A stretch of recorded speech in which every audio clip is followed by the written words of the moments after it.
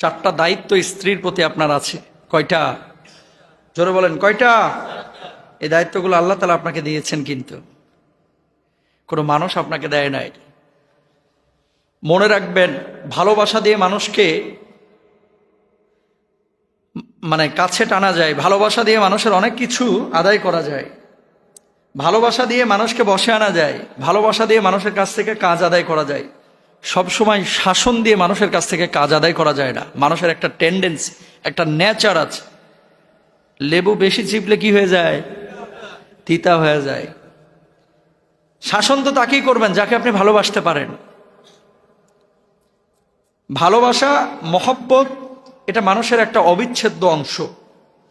স্ত্রীকে এবং স্বামীকে, স্ত্রীদেরকেও বলি যে স্বামীদেরকে সবসময় শাসনের স্বরে কথা বলেন না, এটা বেয়াদবি। এবং স্ত্রীদের সঙ্গেও আপনারা কখনো সবসময় ওই যে শাসনের স্বরে কথা বলবেন না, কারণ স্ত্রী ভালোবাসার জিনিস। স্ত্রীর সঙ্গে দারোগাগিরি করা আর লাঠি দিয়ে স্ত্রীকে ভাষা বোঝানো, এর নাম কিন্তু সাংসারিক জীবন না। সাংসারিক জীবন এটা যেমন দৈহিক সম্পর্ক আছে, মানবিক সম্পর্ক আছে, আর্থিক সম্পর্ক আছে। মনে রাখবেন, আপনার বউ শুধু আপনার বউ না, আপনার সন্তানের মা। কথা বলেন না কেন? আপনার বউ সির্ফ আপনার বউ না, এই বউ কিন্তু আপনার সন্তানের মা। সে বউয়ের সঙ্গে খারাপ আচরণ করছেন মানে আপনার সন্তানের মায়ের সঙ্গে খারাপ আচরণ করছেন। আপনার মায়ের সঙ্গে কেউ খারাপ আচরণ করলে যেমন কলিজা ফেটে যায়, কলিজায় যেমন ব্যথা অনুভূত হয়, আপনি যখন আপনার বউয়ের সঙ্গে খারাপ আচরণ করেন, ওই সন্তানের মায়ের সঙ্গে খারাপ আচরণ করার কারণে আপনার সন্তানেরও কিন্তু কলিজা ফেটে যায়। কিন্তু দুঃখজনক হলেও সত্য ভাই, এই মুসল্লিদের মধ্যে অনেক লোক আছে বুড়া হয়ে গেছে, বুড়া 60 ঊর্ধ্ব 65 ঊর্ধ্ব বয়স, ছেলে মেয়ের বিয়ে দিয়ে দিছে, তারপরও বউয়ের সঙ্গে চামারের মতো আচরণ করে। এটা বুঝেন না কেন? আপনি, আপনার ছেলে এখন ওই দুধ খাওয়া খোকা নাই, আপনার ছেলে এখন বড় হয়েছে। আপনি আপনার বউয়ের সঙ্গে যখন রাফ বিহেভ করবেন, খারাপ আচরণ করবেন, ওই সন্তানের উপর একটা ইফেক্ট পড়ে। আমরা কোনো স্ত্রীর সঙ্গে খারাপ আচরণ করব না, ইনশাল্লাহ। কোন? আরো জোরে বলেন, ইনশাল্লাহ। কেন জানেন? বাড়িতে যা ঘুম আসে না, শান্তি আসে না, বাড়িতে গিয়ে মজা লাগে না। কেন মজা লাগে না? ঘরটারে তো জাহান্নাম বানায় রাখছেন, মজা লাগবে কোথায়? এর লাগে খালি আইসা চায়ের দোকানে বসে বসে বিড়ি খান আর চা খান। বাড়িটাকে যদি জান্নাতের পরিবেশ গড়ে তুলতে পারে, ওই বাড়ির মধ্যে যদি দিন থাকে, তাহলে আর চায়ের দোকান আড্ডা দিতে মন চাইবে না। ওই টুল নিয়ে, চেয়ার নিয়ে বসে বসে বিড়ি খাওয়া আর মানুষের গিবত করা, চায়ের দোকানে বসে বসে গিবত কমিটির সভাপতি হওয়া, এটার মুখে আসবে না, চিন্তায় আসবে না। যদি বাড়িটাকে, পরিবারটাকে দিন দিয়ে সাজাইতে পারেন, কোরআনের আলো দিয়ে আলোকিত করতে পারলে, ওই বাড়িটা, ওই পরিবারটা জান্নাতের টুকরা হয়ে যাবে। ঠিক কিনা ভাইরা আমার? চারটা কাজ করবেন। কয়টা? স্ত্রীদের সঙ্গে এই চারটা কাজ আপনারা করতে হবে। 1 নাম্বার, এই যারা আপনারা মোহরানা দেন নাই বউদেরকে, বিয়ে করে বাচ্চা কাচ্চা হয়ে গেছে, পোলা বানো জানে না যে আমার মায়ের মোহরানাটা আমার বাপ দেয় নাই, আপনি কিন্তু বড় অন্যায় করেছেন ভাই, বড় অন্যায় করেছেন। আপনি মোহরানাটা আজকে আদায় করেন যদি সামর্থ্য থাকে, আর যদি সামর্থ্য না থাকে অন্তত বউয়ের কাছে মাপ চান, অন্তরে অন্তঃস্থল থেকে মাপ চান, মৌখিক মাপ না।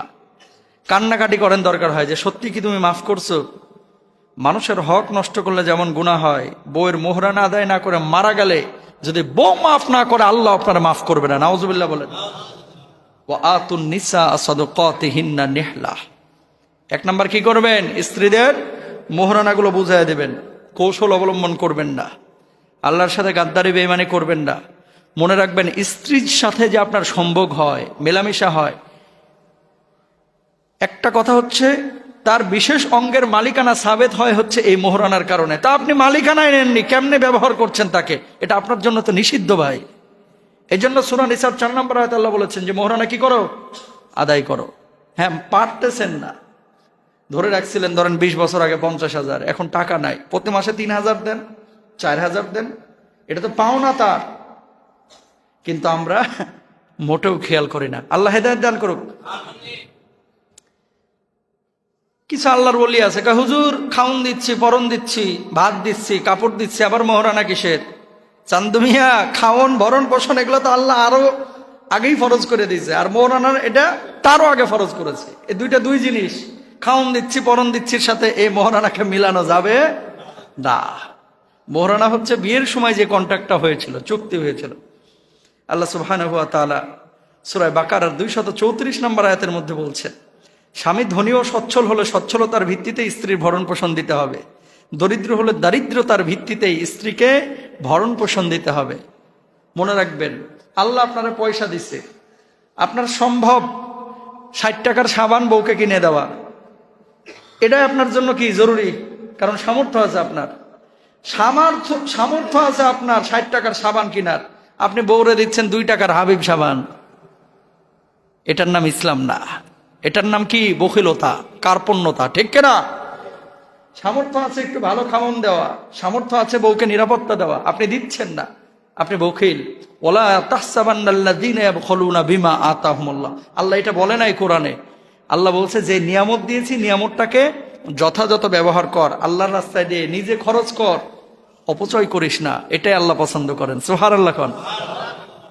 আল্লাহর কিছু ওলি আছে এমন কৃপণের কৃপণ, বাড়ি 6 তলা 5 তলা, আর বউকে রাখে কাজের বুয়ার মতো।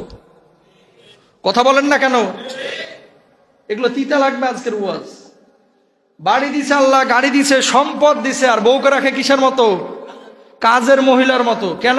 তার মানে আপনি আল্লাহর কৃতজ্ঞতা স্বীকার করলেন না। আল্লাহ বোঝার তৌফিক দান করুক, আমিন বলেন। বাশিরুহুন্না বিল মারুফ, স্ত্রীদের সঙ্গে আমরা ভালো আচরণ করব ইনশাআল্লাহ বলেন। উত্তম আচরণ করবেন, সবসময় খ্যাক আচরণ করবেন না।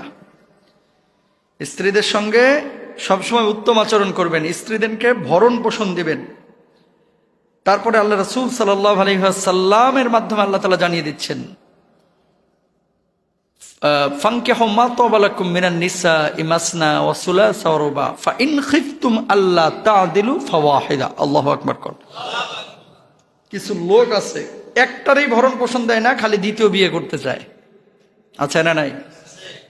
দ্বিতীয় বিয়ে করা হারাম না, তৃতীয় বিয়ে করা হারাম না, কিন্তু আপনাকে ইনসাফ কায়েম করতে হবে। মনে রাখবেন, কয়েকজন স্ত্রী যদি আপনি গ্রহণ করেন, 2, 3, 4, এবং স্ত্রীদের মধ্যে যদি ইনসাফ প্রতিষ্ঠিত করতে না পারেন, নবীজি বলছেন কিয়ামতের ময়দানে ওইটা বিকলঙ্গ হয়ে উঠবে। নাউজুবিল্লাহ। বাড়িতে গিয়ে বলেন এখানে গুনাহ হবে বললেন। বিকলঙ্গ বুঝেন নাই? আপনারা যাদেরকে কানা, ল্যাংড়া, লুইলা, দেড় ব্যাটারি, ট্যাগরা এরকম বলেন না, নাউজুবিল্লাহ, এরকম ল্যাংড়া লুলা হয়ে অর্ধেক অঙ্গ নিয়ে কিয়ামতে উঠবে, মানুষজন দেখেই বুঝবে এটা জাহান্নামী। নাউজুবিল্লাহ কন। তো কিয়ামতের ময়দানে যদি এরকম কোনো চিহ্ন আপনার ভিতরে থাকে যা দেখে বোঝা যাবে লোকটা জাহান্নামী, এর চাইতে লজ্জাস করার কিছু আছে? আল্লাহ হেদায়েত দান করুন। সাধ্য অনুযায়ী ওলিমা অনুষ্ঠান করবেন, এগুলো আনুষঙ্গিক বিষয়।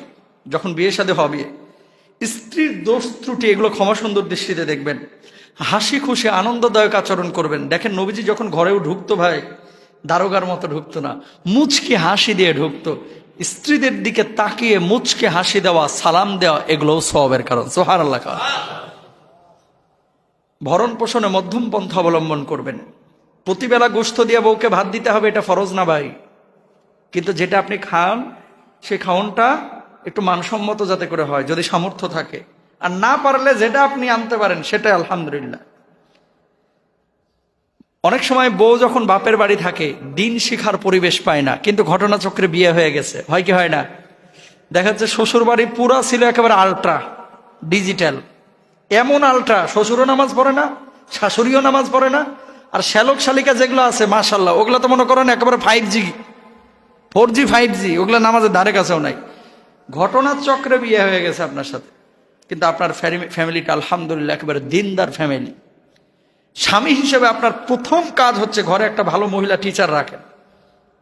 যে মহিলা টিচার 1-1.5 টাকা হোক, 2000 হোক, 3000 হোক, সামর্থ্য অনুযায়ী তাকে বেতন দেন। তার কাজ হচ্ছে বউকে এসে প্রতিদিন দিন শিখানো। কি শিখানো? কারণ ও তো তেঁতুল গাছ থেকে আপনার ঘরে আইছে, তার একটু আম গাছ বানাইতে হবে না? দিন তো শেখানো লাগবে। ওই বউ দিয়ে কখনো পরিবারে শান্তি আসবে না যে বউয়ের মধ্যে দিন নাই। তো স্বামীর এটাও কিন্তু একটা মৌলিক দায়িত্ব ভাই, কারণ আপনি তার সাথে পুরো জীবনটা কাটাইবেন। দেখেন বউ কিন্তু শুধু ওই রাত্রিবেলা একসাথে শোয়ার নাম না ভাই, আপনার হাসি, আপনার কান্না, আপনার বিপদ, আপনার হতাশা, সব কিছুর সঙ্গী হবে কিন্তু আপনার এই বউ, আপনার এই সন্তান। দেখেন না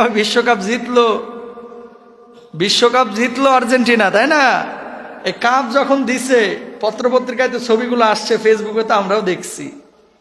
ওই মানে যদিও ওরা তো অমুসলিম, এই বউ বাচ্চা নিয়ে কিন্তু উদযাপন করছে, মাকে কিন্তু খুঁজছে। মরক্কান প্লেয়াররা দেখছেন না, জিতার পরে মাকে নিয়ে উদযাপন করেছে। এই পৃথিবীর বুকে আসলেই সর্বশেষ যে আমাদের গন্তব্য সেটা কিন্তু পরিবার, এটা আপনাকে মানতে হবে। যদি আপনি পরিবারের ব্যাপারে বাইরে চিন্তা করেন যে আমি সুখটাকে উদযাপন করব গার্লফ্রেন্ডের সাথে, অথবা পরক্রিয়া করে, অথবা পার্কের চিপা চাপাই, ওটা সুখ না, ওটা চুরি করে সাময়িক শান্তি। কিন্তু এটা এক পরক্ষণেই এটা জাহান্নামের আগুনের মতো আপনাকে পীড়া দিবে, ঠিক কিনা বলেন? এই যে যারা পরক্রিয়া করে, খেয়াল করেন, যেগুলো জেনা করে, পরক্রিয়া করে, যেগুলো মদ খায়, 2-4 মিনিট শান্তি পায়, এরপরে নিজের কাছে অপরাধী মনে হয় যে আমি এটা কি করলাম। যেটা পরক্রিয়া করে সারাক্ষণ এর ভয় যে না জানি মোবাইলটা আমার জামাই দেখে, না জানি মোবাইলটা আমার স্বামী দেখে, না জানি আমার মোবাইলটা আমার বাবুতে দেখে। তো এটা একটা আযাব না ভাই? আমার মোবাইল আপনি নেন না, নিয়ে দেখেন, সারাদিন বয়ে থাকেন, আমার ভয় নাই, ডর নাই। কারণ কি? আমার এরকম বদ খাসলত নাই। আমার মোবাইল আমার বউ নিচ্ছে, আমার মোবাইল আমার পোলাপান নিচ্ছে। এটার মানে এই না যে হুজুররা আর কয়জন চিনে। বুঝেন নাই কথা? মনে করতেছেন হুজুররা আর কয়জন চিনে? এই মোবাইলটায় মেয়েদের পক্ষ থেকে যে পরিমাণ নক আসে প্রশ্নের জন্য, এগুলো ফকির ফাকরা মনে করেন না। ফিতনার আশঙ্কা যে নাই তাও মনে করেন না। কিন্তু কেন? আমি আমার জায়গা থেকে ঠিক আছি, আমার মোবাইল আমি রিসিভ করি না, আমি সহকারী রাখছি, তারা ভালো বেতন দিই, স্মার্ট স্যালারি দিই, আমি রাখছি আমার মোবাইল রিসিভ করার জন্য। তা আমি যদি ফিতনার মধ্যে জড়াইতে চাইতাম, ফিতনায় জড়ানো অনেক ইজি ছিল ভাই, সহজ ছিল। তো কেন জড়ায় নাই? আমি জানি এটা জাহান্নাম। আপনি যখনই মানে হালাল থুয়ে হারামের দিকে যাবেন, তখন আপনার জীবনটা ফানা ফানা হয়ে যাবে, ঠিক কিনা? তখন জীবনটা কি হয়ে যাবে? আযাবের মধ্যে পড়ে যাবে। এই জন্য আমরা সবসময় হালালের মধ্যে থাকবো, ইনশাল্লাহ বলেন। ফোনে মেয়েদের কণ্ঠ শুনলেই অথবা মেয়েদের একটা টেক্সট পাইলে একেবারে উত্তেজিত হয়ে যায় না। মনে রাখবেন, এগুলো ফিতনা। যেমন মেয়েরাও খারাপ আছে, ছেলেরাও খারাপ আছে, মাঝখানে আপনাকে সৎ থাকতে হবে। আপনি কি, এটা আপনাকে বুঝতে হবে। যারাই জেনা ব্যভিচার এবং পরক্রিয়ায় জড়িয়েছেন, আপনারা খেয়াল করে দেখেন, স্থিরতা নাই, সবসময় অস্থিরতা। এই যে রাত 12টায় মনে হইলো ফোন আসলো, আই হায়, যদি বাবুর মা দেখে আমার তো খবর আছে। বাবুর মাও চিন্তা করতেছে পোলার বাপ আইছে, যদি দেখে উল্টাপাল্টা SMS, আমার তো খবর আছে। তাহলে লাভটা কি তোর? এগুলো যাওয়ার দরকার কি? তোর জামাই নিয়ে তুই সুখে থাক, তোর বউ নিয়ে তুই সুখে থাক, ঠিক কিনা বলেন? আল্লাহ যেটা দিছে আলহামদুলিল্লাহ। না, নিজের বউ তো ভাল লাগে না, খালি জালালের বউ সুন্দর আর আপনার বউ সুন্দর না। নিজের বউকে সুন্দরী মনে করেন, সুখ আসবে। নিজের জামাইকেও সবচেয়ে সুন্দর মনে করবেন, সুখ দিবেন কে? আল্লাহ। আল্লাহ বুঝার তৌফিক দান করুক, আমিন বলেন।